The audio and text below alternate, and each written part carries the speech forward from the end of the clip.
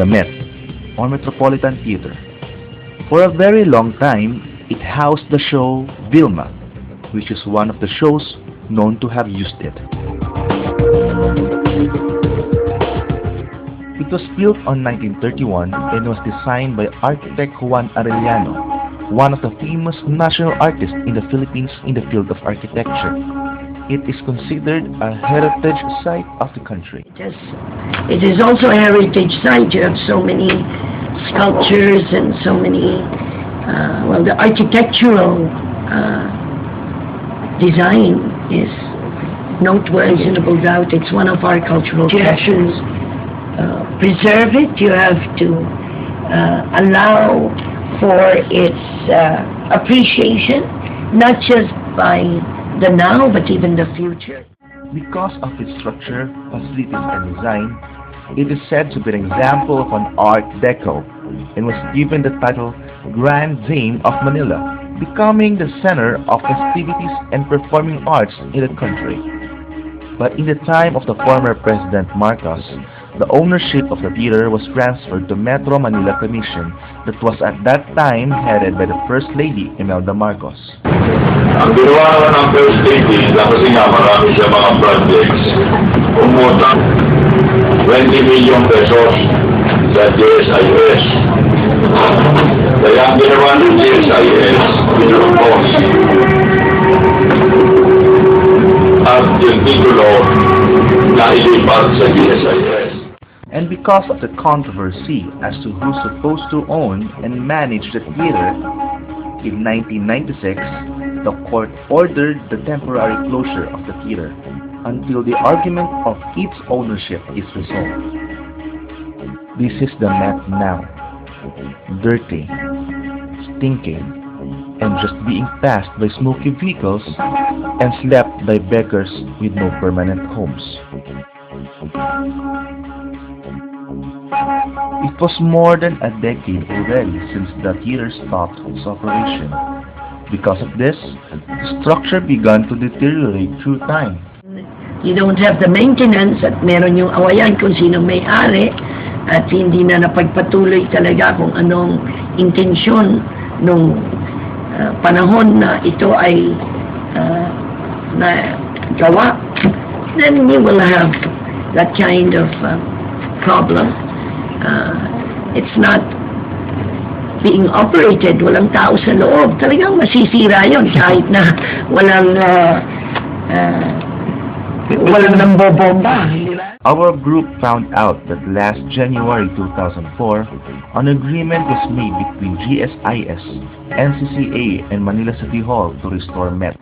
And the President, Gloria Macapagal-Arroyo, had ordered before assistance to the Metropolitan Theater. Ang problema, wala kami makita improvement naman na ginagawa o repair man lamang doon sa Metropolitan Theater. However, we found out that the rehabilitation had restarted but was suddenly cancelled. The reason?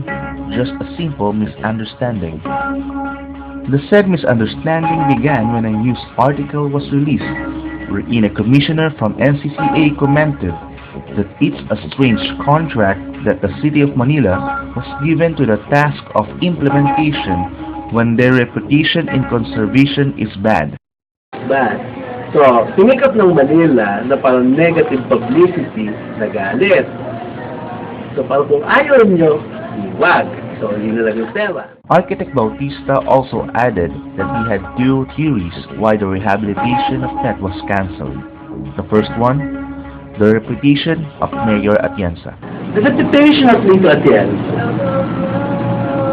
kahit na before pa siya naging mayor of Manila, Maninira in the sense na he has his own, kung ano naisip niya, ginagawa niya. Okay, greatest example, High Alay building. It was in the time of Mayor Atienza when the High Alay's demolishment was ordered and supposedly turned it into a new Hall of Justice, but didn't push through up to now. His second theory is that it is because of the election. Well, it is Atienza's, it was Atienza's last term. And of course, politically, he wanted to leave a legacy. So if he will start as early as 2006, 50 million is not enough. So chances, it will be hard for him to raise funds. Then kapag tinuloy niya sa year 2006, it will be a bad image for him. So more or less, the project started going election period. These accusations are severe. That's why we tried our best to get a side of the former mayor in his new office as the new Secretary of the Department of Environment and Natural Resources. However, they didn't grant our request. On the other hand, the newly elected mayor of Manila has plans on continuing the said project. But right now, I check, because I'm interested in the metropolitan center, na pag na-rehabilitate siya, ang ipalalabas niya, pangmasa, para sa mga mahihirap na pamilya, ano yan? Yung mga sarswela, Bondabil, stage shows, balagtasan, at exhibition ng mga sarili nating mga sayaw. Yan ang aming plano dyan. But the problem of the project right now is its financial funds, because 50 million that the NCAA gave for its initial renovation is estimated insufficient. Well, as per estimates ng Tinundak study, around 210 M ang kailangan. But doon sa estimate yan, hindi pa included doon yung theater equipment. Nakipag-usap kami sa may administrator dyan eh. Unfortunately, the administrator put up stumbling blocks, and we did not initiate the renovation or rehabilitation. Kaya walang nangyari. And since the initial plan of 600 days for the Met's renovation was not followed, it is still not clear as to when will the theater be restored to its former grandeur. The important thing is that, at least, the current government have efforts in restoring this heritage site.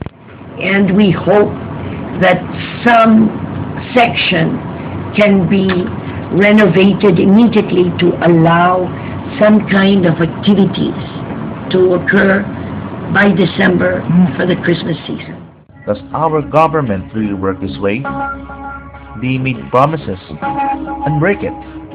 But when the time they are asked about those, they hide like a rat in their hole. Is it true that the Met's rehabilitation is just Mayor Atienza's publicity stint? Hindi kayo mag-request ng investigasyon. You will demand an investigation to clear your good name. When shall we witness again the enchanting performances in the Metropolitan Theater? The Met is such a spectacular building. The only one of its kind in the world. It's a fusion of an Art Deco design. It's a fusion of, it's an Art Deco building fused with indigenous motifs. Nowhere in the world can you find something of that exuberance. It's only the Philippines. It's a display of who we are as a people. It is what we have achieved. To lose that is like we lost our head. They have nothing to show. Hopefully, it will be restored before it deteriorates through time and losing a priceless treasure. Together with my groupmate Camille Garbin, this is JC Aquino, broadcasting student of Colegio de San Juan de Letran, Philippines.